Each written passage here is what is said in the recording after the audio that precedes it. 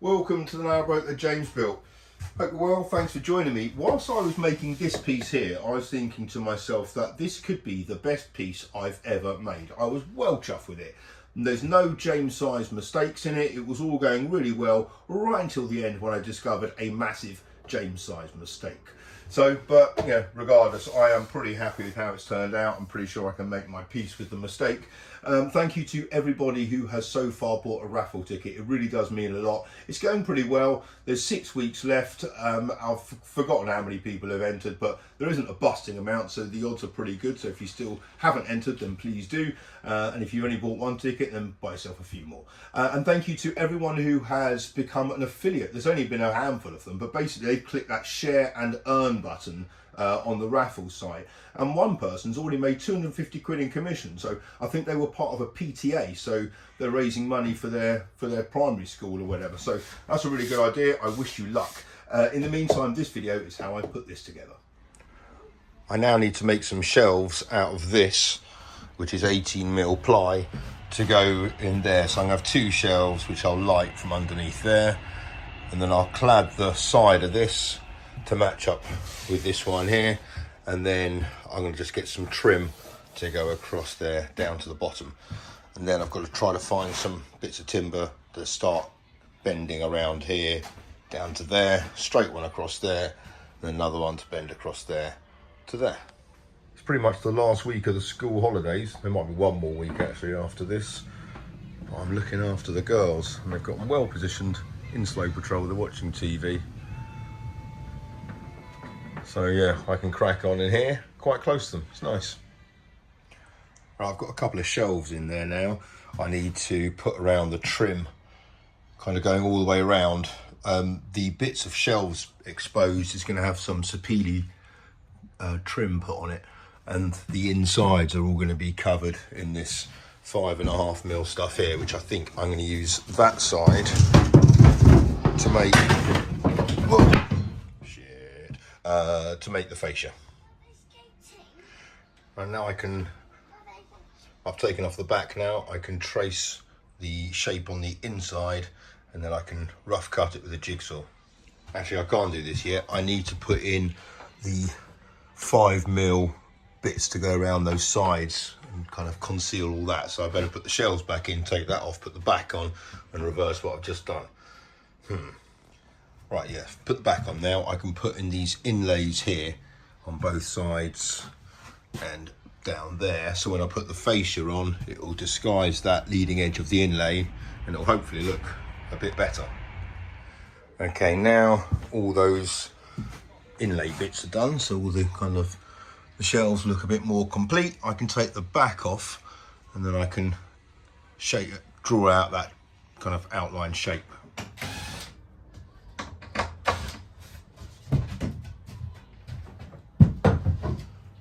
I can put in place the front facade.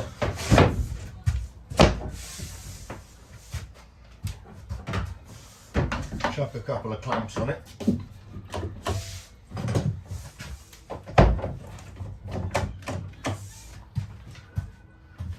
And trace around the edges. Mark out the top of the shelf, then I can measure 18mm further.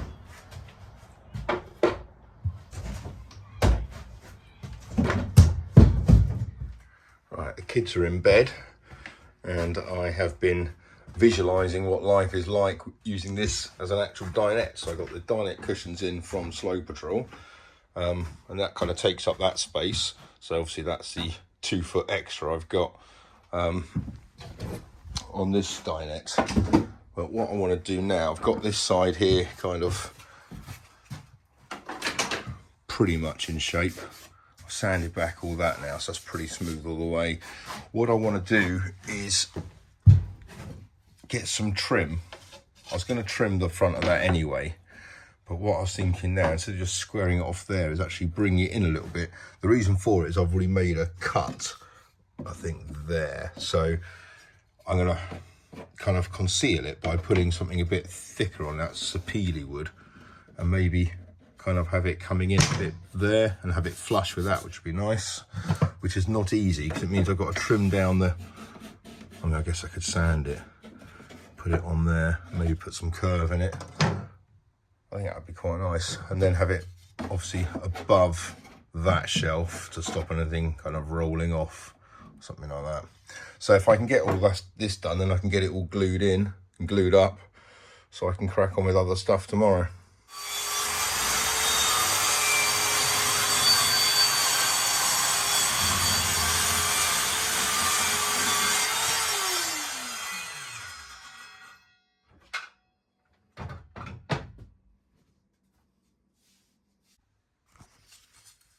I hope this doesn't come back to bite me because it's taken me ages to get this all kind of correct and true. But I'm going to attempt to put on the trim a bit like that. So I've kind of put a nice curve on it. Now I'm going to mark that out and take it out of there so it kind of sits in flush against the shelf and into there. Makes a nice little detail. That's what I'm planning on. Just got the width about right on this. Allows me to take a tiny amount off and sand it back just to kind of get a nice kind of high gloss once I put the varnish on. So that'll be the plan. Have 2 of those, another one there, and then put some internal trim like that, something like that anyway. Yeah, that'd be quite nice.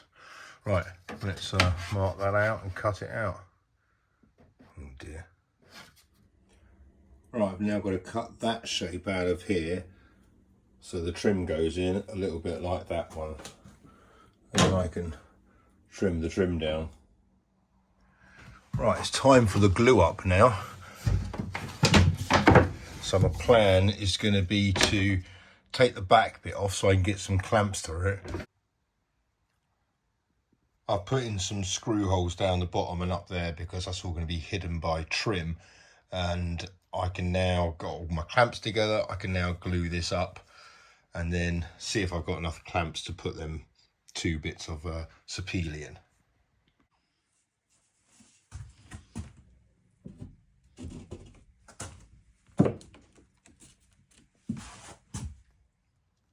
That's every clamp I've got. So I can't put the sapele trim in today. I'm going to have to get that glued in tomorrow.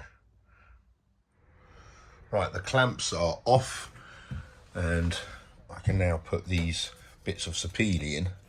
And then I'm just kind of got myself a little pile of sawdust so I can kind of fill in some of those gaps. But at the moment I'm just going to make it flush. At the moment it's not quite, so I'm just sanding it back, get it perfect. I think I might take that little edge off there as well, take the sharp bits off. This is nice. Okay, I've flattened that one off. That does feel very nice on both sides. I think though, I don't think the colour contrasts enough, so I think I'm going to put on some walnut dye onto that piece of sapele. Give that a go. That's a little bit of the walnut stain, which I'm hoping, once that's glued in, yeah, I think that's going to look good. Right, I've got my 2 bits of dyed sapele. This has all had a coat of clear gloss varnish on it, so I'm now going to glue these bits in, clamp it all together, let it go off for a bit. Then I can put the back on it and kind of, for the first time, see what it looks like as a finished piece. I really need to buy more clamps. These are the only ones that are going to work on this particular thing, but I'm well happy with that. I just rubbed some sawdust into that gap, but that's got a really nice feel to it. You can obviously see it's not the same part of the timber and feel that it is. That's well nice.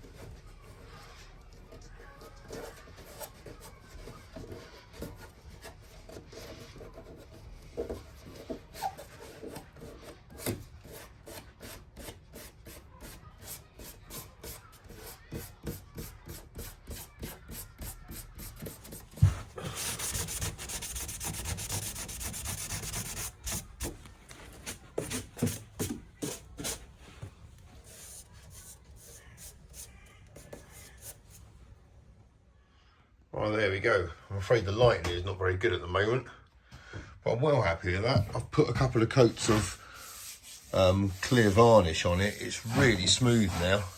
That's just lovely. And those little joints feel really nice. So I'm quite happy with the effort I've put into that. That's kind of gone quite well. I now need to put the back on it, which is pretty straightforward. And then I've got to varnish the inside of the back. And I might see if I can cut that sapele really thin and make the trim up for those bits there. Then it's kind of not far off done. You'll see here's a really thin bit. That's probably a mil thick. So that takes the bend quite easily. And there where it's not quite a mil thick, it's probably about 1.5 mils. In its dry state, that also kind of takes the bend okay. So I think if I was to saturate that or steam it or something, I might get a better bend out of that stuff. I don't really want it to be 1 mil thick. That's a bit, in fairness, I don't mind it being that thin. That kind of is okay. It's really just to disguise that seam there and to give the whole thing a bit of a, I don't know, a look to it. But this is not going to be easy to do this. Right, to get a length of trim to go up the length of this, round there and to there, is 1.40 meters. This is 1.50 meters, but only from like that bit there. And I've got this to play with up to there. Obviously after that I can't really count into this, so I can make a couple of kind of thin passes along here and maybe take 3 strips, 4 strips out of this if I can. Clean this bit up first. Using this as a thickness gauge and the track saw, I've now got the depth down to the right thickness for me to cut for the strip to end up like that, which is naturally, without me doing anything, quite bendy. So I need another one of them. Right, I'm steaming this bit of very thin sapele wood on slow patrol. Excuse the state of the stove. I'm kind of slowly tidying up since the girls have been here for a couple of days. But the idea is to steam this. There's a little split in it. I don't know if you can make that out, but I've sanded this back quite thin now. And if I can steam it, then hopefully it'll take a curve without splitting any further. Right, well that was all quite a bit of a panic. I had to do it quite quickly. It was so thin, so it dried out kind of instantly. But it has taken the bend pretty much. I reckon I could get that down with some glue. That little bit that's splintered up. But I think as a look, that's pretty cool. I did stain that with the walnuts. Obviously it matches with that one there. But I haven't really sanded it back or cleaned it up much because, well, I didn't really know if it was going to snap or not. I didn't really want to put much effort into it. But yeah, that's okay. I think I can probably fill that with some wood filler. Just a little bit thin round there.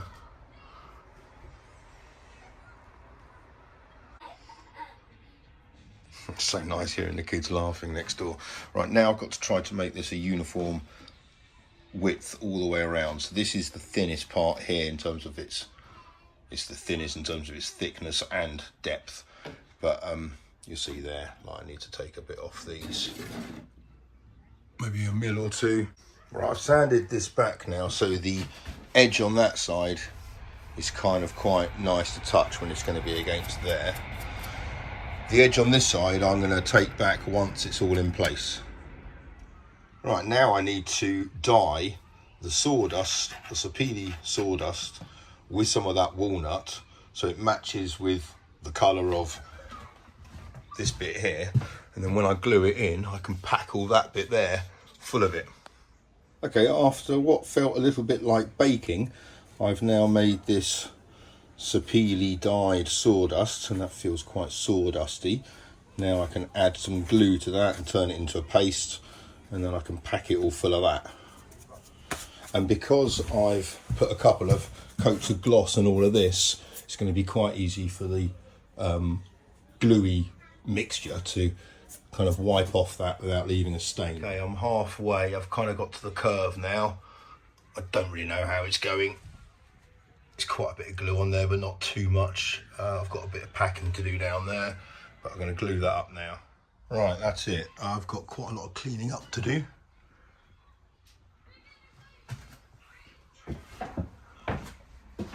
Yeah, quite a lot.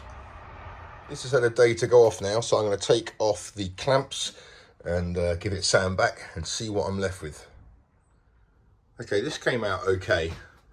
It's kind of taken the bend quite nicely. It's quite a lot of cleaning up to do, so I'm just going around now, chiseling off like the little bits here, the overhang, and then I can sand it back nice and flush, hopefully. Right, I've sanded this back now, kind of, it's all pretty flush and quite nice all around that edge, but in doing so I've taken off the dye, so it's not quite as light as the original, but yeah, I need a couple more coats of that on, so I've masked it all up. I'm going to give that a go now. Okay, it's now time to glue in the second one. This one is only going to go up to here, because from there I'm going to have that side of the dinette, which is going to be 9mm, so it's going to come up to there, and then obviously on that side I'll put another bit of trim on it at some other stage. But yeah, so I'm going to put it up there and take the curve, so I think this piece here should be just about right. Right, the second side is now glued up. I'll let that go off for a few hours.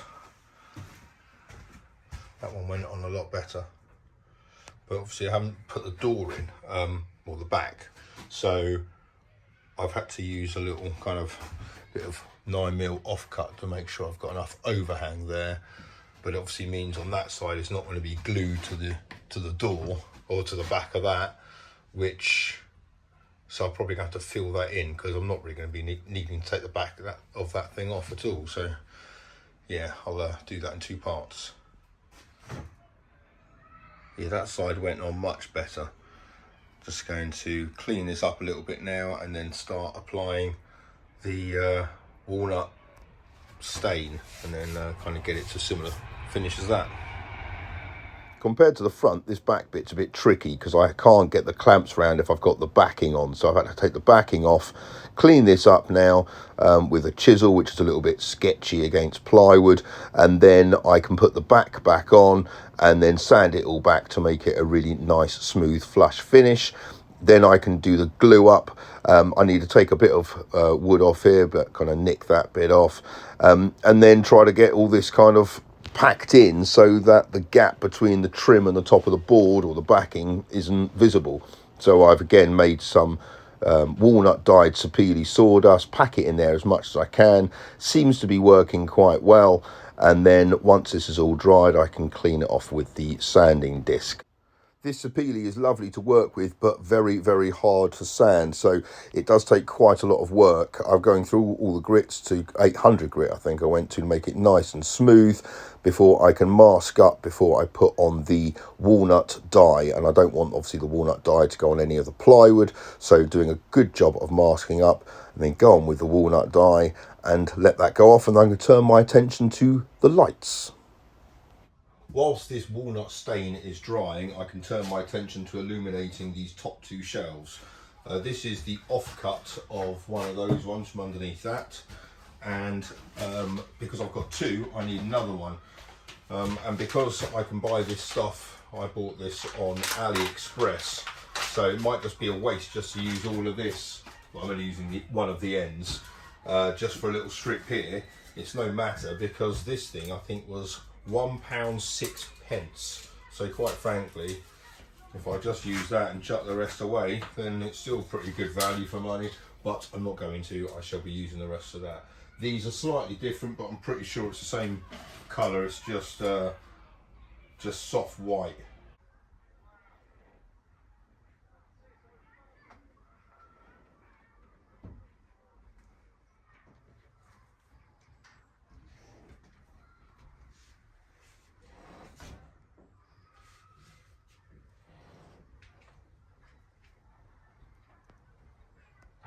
Yeah, I am chuffed with this. It does look really good. I did say at the beginning of the video that there is a James size mistake in this, and I haven't shown you yet, although you've probably seen hundreds already. I think I can make my peace with it, although I do find it slightly irksome. So I turned the lights on, took a step back, all expecting to be kind of like all full of glee, and then I saw this, which, yeah, I mean, it's pretty obvious. I can change the bulbs, but it means ordering some more, and buying stuff from AliExpress means you've got to wait ages for it. So I will get round to it. However, in the meantime, yeah. Oh well, overall, I'm well happy with this. So yeah, hope you like it. Thank you very much for watching. Until next time, take care. Bye bye.